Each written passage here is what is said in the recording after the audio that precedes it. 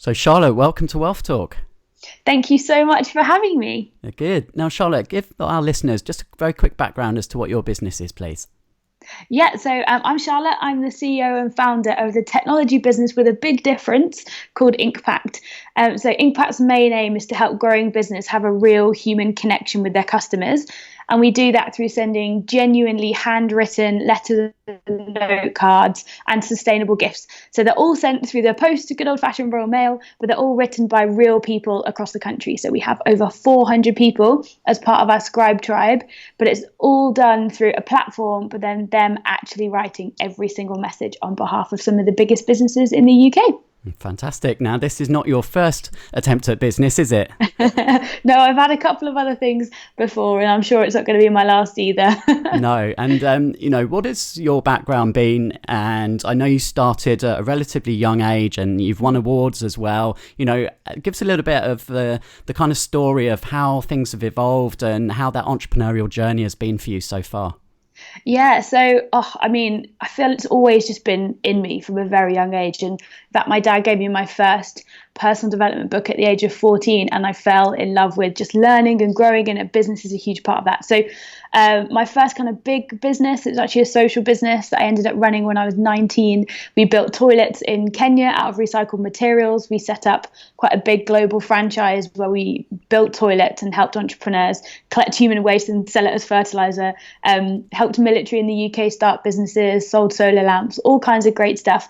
But every business that I started had a social purpose and made money at the same time. So it wasn't one above the other. It was all around how can you make money as an individual and as a business and help people. I did lots of things when I was younger, like set up online shops and makeup stores and all kinds of entrepreneurial things. Even sold the typical lemonade from a lemonade stand. It was my first business where I sold the shares and made some money there. So yeah, I've always had business ventures and endeavors, but it's always generally been around how can I create a business that's a win for me, a win for the planet and the environment, and a win for people across the world too. So that's been my journey, and that's obviously what inspired Inkpact, mixing tech and humans together. Now, with Inkpact, one of the fundamental aspects that we talk about at WealthBuilders is generating recurring income in your business. Yep. So how have you gone about this with Inkpact?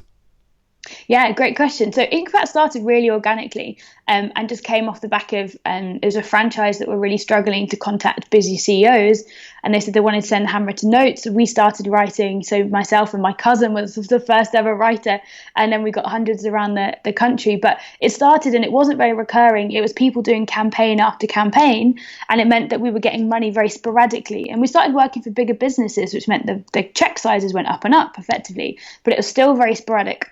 So we built an online platform, which is a little bit like MailChimp, but for handwritten letters, where a company can add their logo, they can personalize the message, upload their CSV file, copy and paste it in, press enter just like you would an email. But then obviously we had real people writing the letters. And people came to us and they wanted to do it for customer loyalty, saying thank you, sometimes saying sorry. And that happens every day, week, month. People wanted to welcome their customers, again, happened every day, week, month.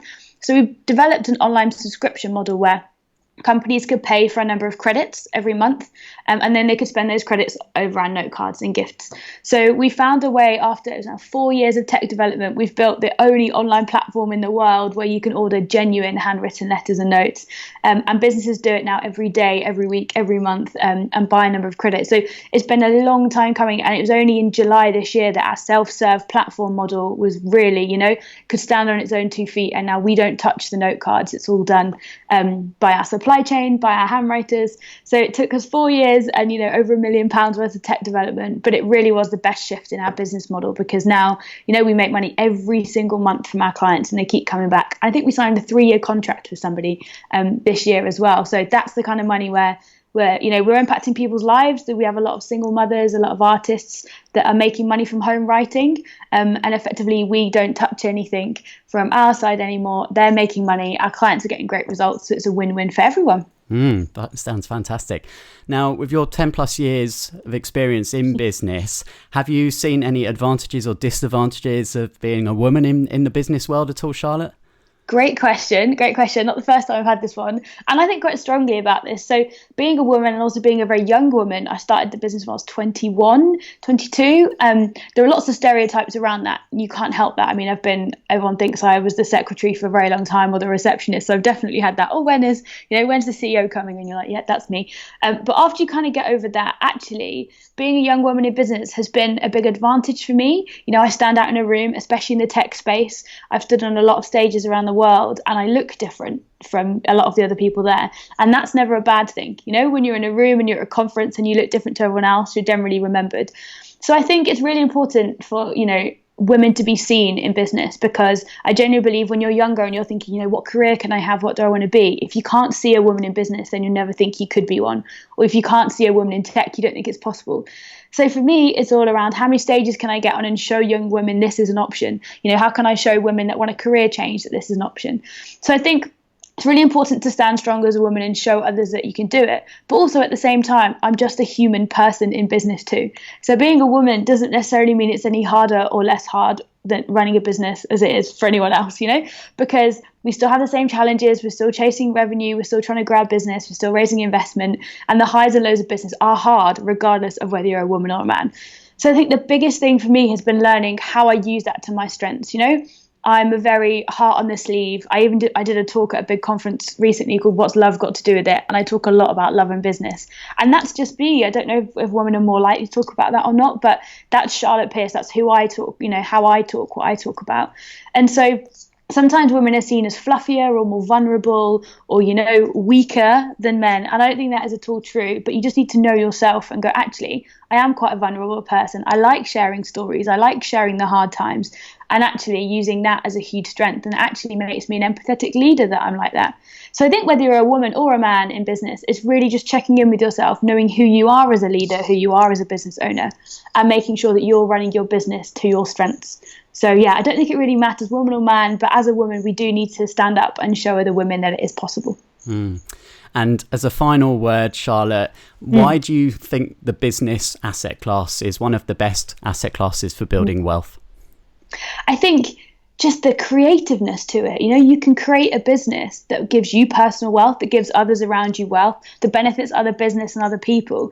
I think it's one of the most creative asset classes, because you also design your life around your business too. And I think they're so interweaved. I wake up every day and I decide what I do, what I'm working on in the business, and I know I'm creating something that's much bigger than me and much bigger than in the world than I as an individual could be. And that's really exciting. And you see your value on paper going up, and at some point you could sell the business, or you're becoming really profitable. There's just this tangible thing that you can see and create, but it's not just for you. And I think that's what makes it so amazing. It's for everyone else too. So it's a really selfless thing. Business can be really selfless if you create it to be. Thanks so much for sharing with us today, Charlotte, and best of luck. No problem. Thanks for having me.